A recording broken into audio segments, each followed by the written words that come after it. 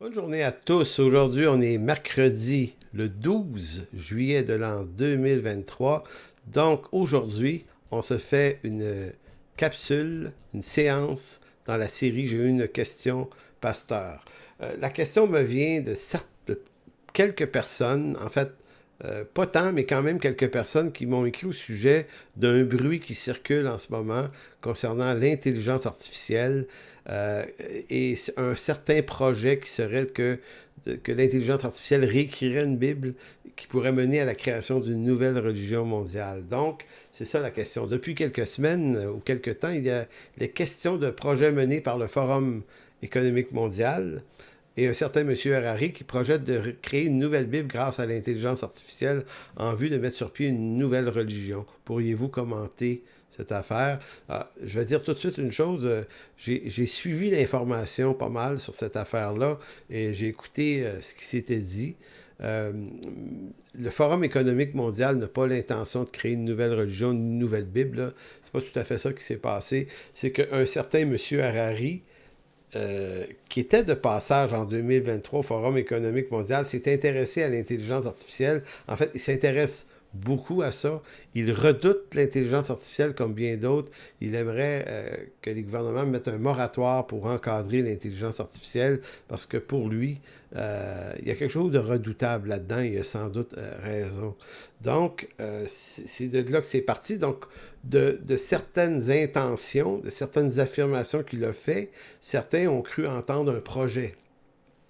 Parce que M. Harari, dans un autre endroit où il parlait de l'intelligence artificielle, un autre événement, avait dit que l'intelligence artificielle serait même capable d'écrire, de réécrire la Bible, pourrait éventuellement être capable de créer une nouvelle religion, en voulant dire, pour lui, c'est une nouvelle forme d'intelligence qu'il faut redouter parce qu'elle pourrait devenir dominante, pas juste sur le plan économique, ou politique, ou artistique, mais également sur le plan religieux. Donc, lui n'était pas en train de proposer un projet de domination par l'IA. Au contraire, il est en train de dire comment on peut freiner ça parce que c'est redoutable. Donc, dans une question que j'ai reçue d'une personne qui m'a demandé de préserver son anonymat, ben, la question c'était qu'en est-il d'une grande religion mondiale à ce jour? Où est-ce que c'est rendu cette affaire-là? Un. Et deux, quoi penser d'une Bible réécrite par l'intelligence artificielle? Donc, voici, je vais faire un historique d'une part de toute la question religieuse. Où est-ce qu'est rendu le projet de grande religion mondiale? Premièrement, euh, transportons-nous en 1893 à Chicago. Qu'est-ce qui se passe là-bas? Ben, il y a une exposition universelle. Il y en a eu un à Montréal en 1967, hein, l'exposition universelle de Montréal. Il y en a eu une dans les années 80 à Vancouver aussi. Mais en 1893, c'était Chicago qui recevait ça. Et pendant que ça a eu lieu, il y a certains éléments, certains religieux, un certain pasteur qui s'appelait Jenkins Lloyd Jones, pasteur unitarien, qui s'est dit profitons de cette exposition universelle où des gens de partout dans le monde vont venir visiter Chicago et les pavillons de cette exposition pour réunir des gens, des croyants des différentes religions du monde et en vue de créer ce qu'on appellerait le Parlement des religions du monde.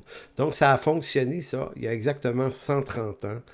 5000 personnes se sont réunies à Chicago et ont discuté pendant plusieurs semaines de l'idée de rassembler, d'avoir un discours interreligieux. Donc, il y avait là-bas des chrétiens, des musulmans, des hindouistes, des bouddhistes, des sikhs, religions amérindiennes et plein d'autres. Et c'était la première édition. Et l'idée, c'était de lancer un événement qui aurait lieu à toutes les fois où l'exposition universelle se réunirait quelque part dans le monde. Il y aurait un volet religieux à ça en vue de créer un buzz religieux, une certaine unité religieuse. Évidemment, ce qu'il faut savoir sur cet événement-là créé par M. Jenkins Lloyd Jones, à ne pas mélanger avec Martin Lloyd Jones, hein, c'est pas la même personne, évidemment. Bon, ben lui, il pensait arriver à quelque chose, mais finalement, ça s'est éteindu. Ça a eu lieu en 1893 et il n'y a pas eu de réédition de l'événement parce que finalement, ceux qui se sont présentés là, c'était pas les chefs religieux des différentes religions du monde, ça ne les intéressait pas, eux autres. Ils ne voulaient pas de cette forme d'unification mondiale des religions. Ce sont plutôt les marginaux de chacune de ces religions-là, parce que toutes les religions du monde ont des gens qui sont, si on veut, engagés dans la doctrine, dans la foi de leur religion, ils défendent ça. Puis il y a toujours un certain nombre de personnes qui sont en marge, qui adhèrent à ces religions-là, mais en marge, qui veulent changer les choses. Donc, c'était les marginaux. Et les marginaux, ben, ils ont beau être 5000 à Chicago en 1893, qui n'ont pas le pouvoir de changer quoi que ce soit. L'événement est tombé dans la désuétude pendant un siècle. Un siècle plus tard, se souvenant que cet événement-là avait eu lieu, on a décidé de ressusciter l'événement au même endroit à Chicago en 1993. Et là, depuis, c'est reparti, cette affaire-là. Ça s'est tenu en 93 à Chicago, en 99 en Afrique du Sud, au Cap, en 2004 à Barcelone, à Melbourne en 2009, à Bruxelles en 2014 et Toronto, ici au Canada, en 2018. Donc, si on pense que ça a lieu à une fréquence de 4, 5, 6 ans, ça veut dire que dans un an ou deux, ça devrait se reproduire quelque part. Maintenant, cet organisme-là, attire un peu l'attention, mais pas beaucoup. C'est comme le genre d'affaires qui intéresse des marginaux, mais qui ne soulève pas de passion générale. Les gouvernements s'intéressent peu au phénomène. Donc, c'est marginal. Ce que ça crée comme attitude, comme posture, c'est ce qu'on pourrait appeler la mouvance du pluralisme religieux. Qu'est-ce que c'est le pluralisme religieux? Ben, le pluralisme religieux, c'est une idée qui a été défendue par des gens de cette organisation-là, qui s'appelait le Parlement des religions du monde. Il y a des écuméniques là-dedans, il y a toutes sortes de mondes, des marginaux généralement, qui en appellent à une unification des religions sur la base. John Hick est un des gars les plus connus là-dedans. Raimondo Ponticar, il y a Paul Nighter également. C'est l'idée que les religions dans le monde, je vais vous l'expliquer le plus rapidement possible, leur posture est assez simple. Toutes les religions dans le monde s'équivalent dans la mesure où elles ont tous affaire à un même Dieu unique qui en est de l'origine. Cependant, les cultures, les langues sont venues travestir le discours de ce Dieu-là. Donc, chaque religion en a fait une représentation particulière, mais au fond, si on retourne en arrière, probablement que c'est le même Dieu qui est derrière tout ça, parce que toutes les religions ont des points communs. Elles ont toutes des livres sacrés, elles ont toutes des chants, elles ont toutes des prières, elles ont toutes l'espèce de sublimation, de la révélation. Donc, toutes les religions ont un sens du sacré. Donc, on regarde ce qu'elles ont en commun, puis on se dit, dans ce qu'elles ont en commun, on est tous pareils au fond. Donc, est-ce qu'on pourrait élaguer les particularités? Hein? Est-ce qu'on pourrait tasser ça, puis tout ce qui est l'exclusivisme, mettre ça dans la marge plutôt, et être capable de se trouver un lieu d'accord? Donc, c'est un peu l'idée. Et donc, ce que ça voulait dire pour le christianisme, c'est que le christianisme, c'est bien beau, mais il faudrait que les chrétiens acceptent ou arrêtent de dire que Jésus est le seul Seigneur qui peut sauver. Voyez-vous, ça, c'est l'exclusivisme chrétien. Ça ne fit pas dans le pluralisme religieux. Donc, on pourrait être chrétien en pensant que pour les chrétiens, si Jésus est le sauveur, c'est bien correct. Mais dans les autres religions, c'est d'autres sauveurs. C'est un autre Seigneur, mais il sauve pareil. Donc, c'est un melting pot. C'est une bouillabaisse religieuse qui est sans saveur. Et c'est la raison pour laquelle ce genre de mouvement-là lève pas. En fait, ça lève un peu. Mais pourquoi ça ne lève pas tant que ça? C'est parce que vous prenez des engagements de foi, des valeurs religieuses, des doctrines, et vous les videz de leur sens profond. Donc, qu'est-ce que ça fait? Ça fait un truc qui goûte plus rien. Voilà ce que c'est le Parlement des religions du monde, qui est une des premières grandes initiatives visant à créer probablement ce qu'on pourrait appeler une grande religion mondiale. Mais aujourd'hui, on en entend très, très peu parler. Il y a eu le mouvement œcuménique également, qui a connu ses heures de gloire au début du 20e siècle, les années 20-30. Les guerres en Europe ont mis un frein à ça. Et le mouvement œcuménique mondial est un mouvement davantage protestant. Les catholiques en ont jamais officiellement fait partie, seulement par amitié, par relation un peu. Et dans les années 60, 1960, il y a eu une approche très, très sérieuse entre le catholicisme et le mouvement œcuménique mondial, mais qui a plutôt échoué parce que chez les membres du mouvement œcuménique mondial, qui sont des protestants dans leur confession de foi, on refuse de reconnaître le pape comme le principal vicaire du Christ, et ainsi de suite. Donc, les catholiques s'intéressent au mouvement œcuménique mondial, mais sans en faire exactement partie. Ça a été, dans les années 50 et 60, là, c'était très fort. Mais dans les années 70-80, le mouvement œcuménique mondial a commencé à péricliter par la perte de ses revenus financiers, puisque les vieilles familles protestantes américaines et européennes ont commencé à perdre du financement et du désintérêt. Les églises se vidaient, en d'autres mots. Ben, le financement qui était alloué au mouvement œcuménique a périclité aussi. Donc aujourd'hui, le mouvement œcuménique mondial existe encore, mais c'est devenu une espèce de véhicule sans saveur, sans passion, qui tend à s'éteindre. Il y a aussi l'UNESCO qui s'est intéressé au pluralisme religieux à travers son... Ben, c'est les Nations Unies, mais à travers l'UNESCO, qui est son agence qui s'occupe d'éducation, de sciences et de culture, qui ont ajouté l'idée d'un patrimoine religieux du monde, qui ont tenté de faire des événements à saveur religieuse un peu à travers des rencontres internationales. Mais encore là, écoutez, c'est vraiment en périphérie des Nations Unies, ce genre d'affaires-là. Ça n'intéresse pas. Oui, c'est pas un élément central dans leurs priorités. Donc, en d'autres mots, quel est l'état de la croissance de cette idée-là dans le monde d'une unité religieuse?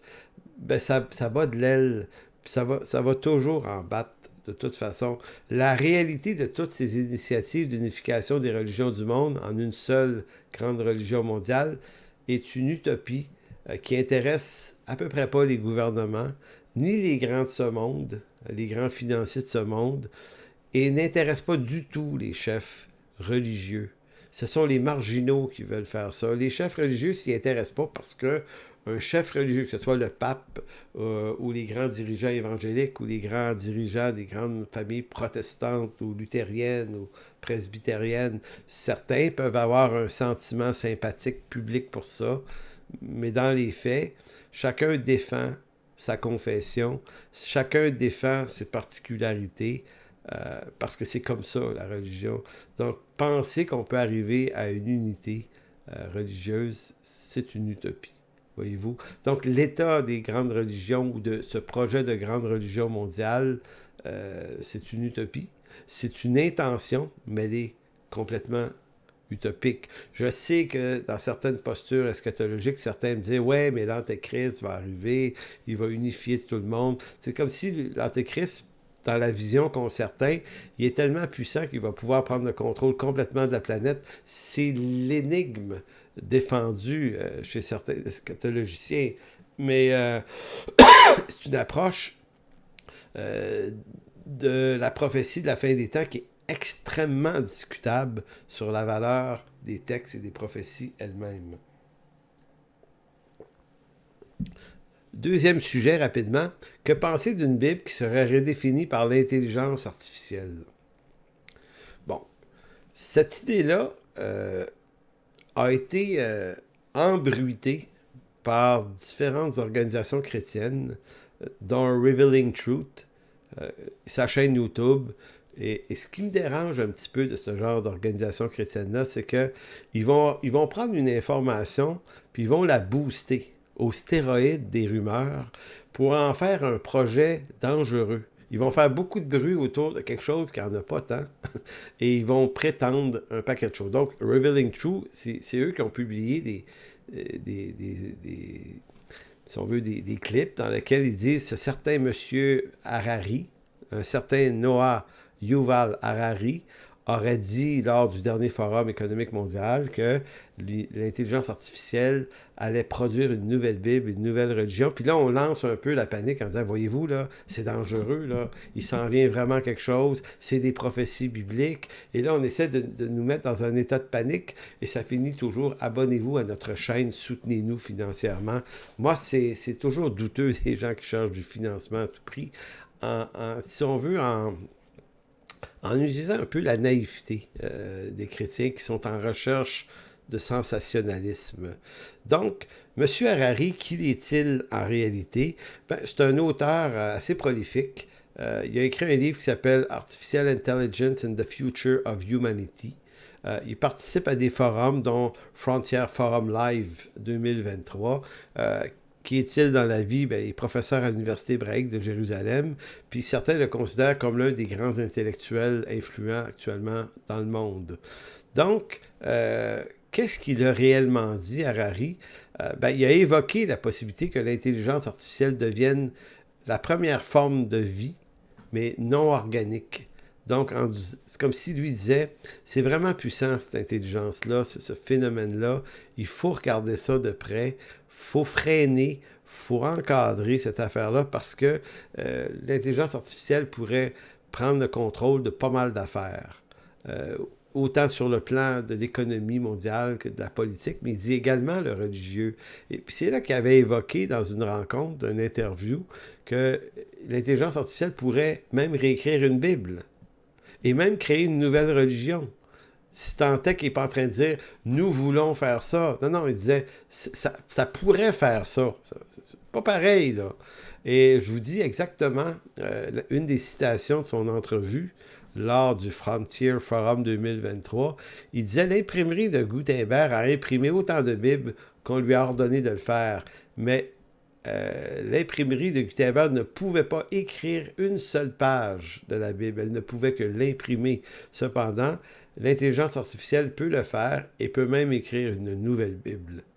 Voyez-vous, il n'en fallait pas plus pour que de nombreux chrétiens abonnés aux théories du complot y voient un lien direct avec la montée prochaine d'une méga-religion mondiale et un antéchrist. Et là, on repart tout le discours autour qu'il s'en vient des choses redoutables, un peu comme si Dieu, son royaume et l'Église est en péril parce que quelque chose d'extrêmement puissant s'en vient.